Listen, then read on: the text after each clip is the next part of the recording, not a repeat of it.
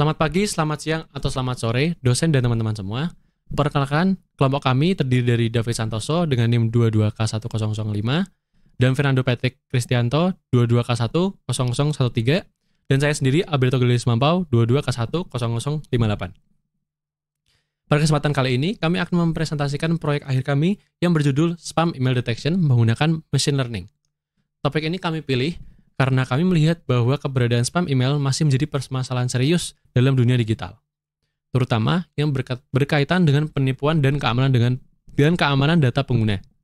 Melalui proyek ini, kami mencoba menerapkan berbagai metode machine learning untuk mendeteksi apakah sebuah email merupakan spam atau bukan, dengan harapan dapat meminimalisir resiko penyalahgunaan email.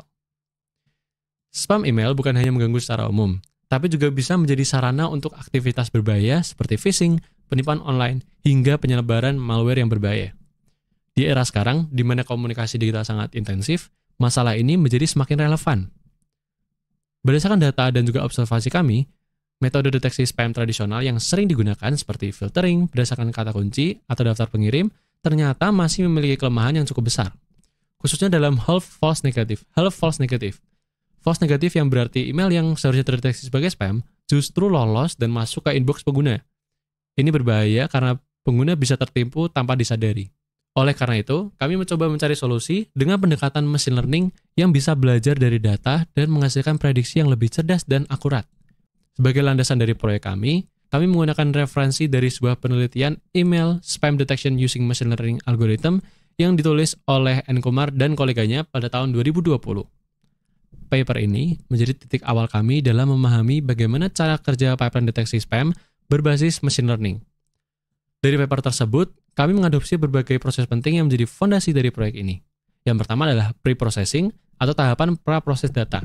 Tahapan ini sangatlah penting karena data email biasanya dalam bentuk teks mentah yang tidak langsung bisa digunakan oleh model. Kami melakukan beberapa proses seperti berikut. Pertama, stop word removal, yaitu menghapus kata-kata umum yang tidak memiliki makna signifikan dalam analisis the, is, at, dan sebagainya. Kedua, kami melakukan tokenization yang memecah kalimat menjadi unit-unit kata sehingga bisa dianalisis lebih detail. Dan yang ketiga, kami menggunakan teknik representasi teks back of words, di mana setiap email diubah menjadi bentuk vektor numerik berdasarkan frekuensi kemunculan kata-katanya. Setelah datanya diproses, barulah kami melatih data tersebut menggunakan beberapa model machine learning, yang diantaranya adalah random forest yang merupakan gabungan dari banyak decision tree untuk menghasilkan prediksi yang stabil. Decision tree yaitu model yang bekerja seperti alur pohon keputusan. Ada boost dan bagging yang merupakan teknik ensemble untuk meningkatkan performa model.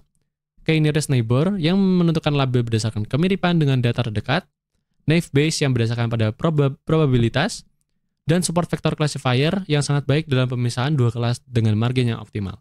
Semua model tersebut kami uji dan bandingkan performanya dengan penggunaan metrik seperti akurasi dan false negative rate untuk melihat mana yang paling efektif dalam mendeteksi email spam.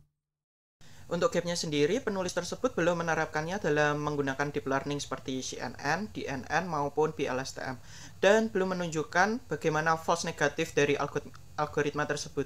Hanya menerapkan akurasi tanpa memperhatikan beberapa false negatifnya dari akurasi tersebut. Di sini kami menggunakan dataset dari Kaggle, spam email dari Puru Sikhavi yang berisi email berlabel spam atau non-spam.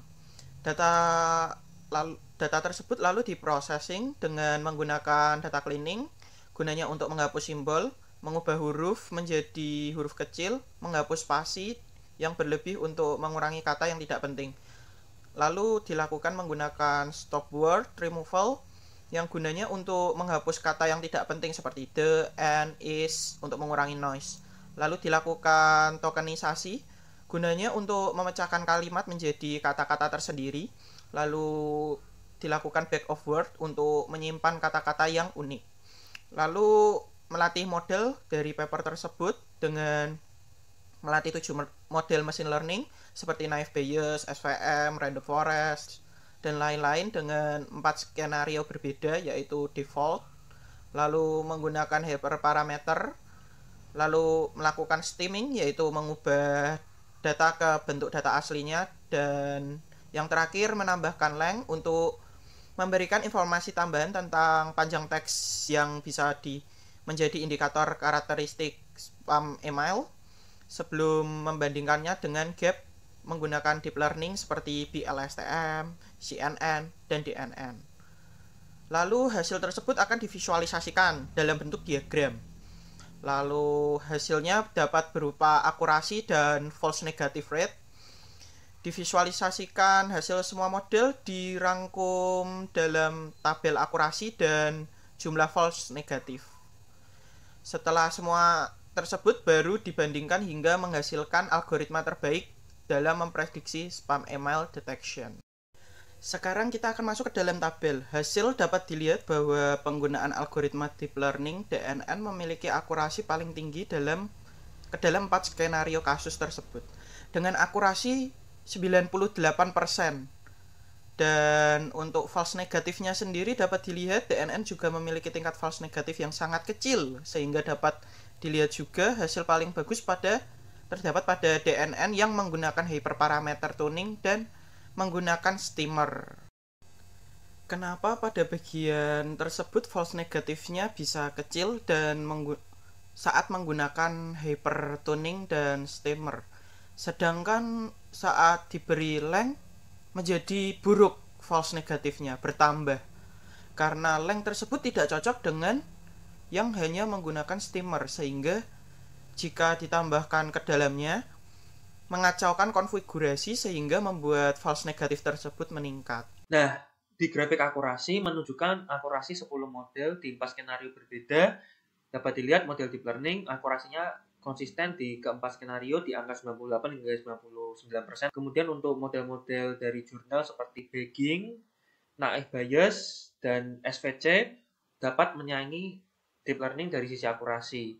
Untuk decision tree tidak setinggi 6 model yang disebutkan terlebih dahulu, tapi stabil di keempat skenario. Random forest sempat anjlok di skenario ketiga, tuning plus timer, tapi kembali tinggi di skenario keempat. Nah, Adabus dan KNN itu dua model yang akurasinya paling rendah. Bahkan KNN sendiri di skenario keempat, tuning plus timer plus length, hanya 76,82%.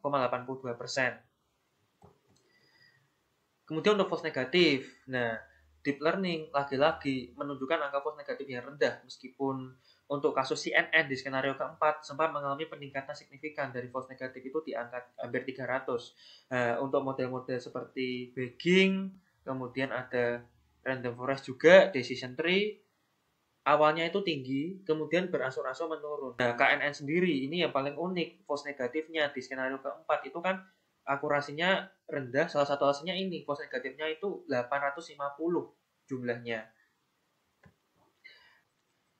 Model terbaik adalah DNN tuning plus timer. Kami memilih model terbaik tidak hanya melihat akurasi tertinggi, tapi melihat event rate. DNN tuning plus timer memiliki event rate terendah dan salah satu akurasi tertinggi. Kemudian model terburuk adalah KNN tuning plus timer plus length, hanya 76,82%. Dan event rate-nya mencapai 10%. Memang akurasi KNN itu rendah pada data sparse sesuai jurnal Rapach et al. 2021. Alasannya adalah back of work kelompok kami itu tidak menggunakan TF-IDF ataupun convectorizer, tetapi representasi vektor manual yang salah satunya menggunakan sparse. Nah, untuk false negatif sendiri, kelompok kami percaya bahwa akurasi tinggi bukan berarti model tersebut baik. Karena model dengan akurasi 99%, tapi event rate-nya mencapai 15%, sama saja membuka pintu kepada banyaknya spam berbahaya berisi malware yang dapat digunakan untuk phishing juga. Dan terakhir, deep learning. Model deep learning yang kami pakai ada 3, DNN, CNN, BI, LSTM. Secara metrik, sangat unggul dibandingkan model dari jurnal. Tetapi deep learning bukan tanpa kelemahan. Berdasarkan jurnal dari Justus et al. 2018, waktu training yang lama dan kebutuhan komputasi tinggi menjadi kelemahan dari deep learning karena membutuhkan GPU yang kuat untuk prosesnya. Meski begitu, kalau kita bicara secara metrik, maka deep learning, khususnya DNN tuning plus timer, adalah modal terbaik dalam kasus deteksi spam ini. Sekian presentasi dari kelompok kami. Terima kasih.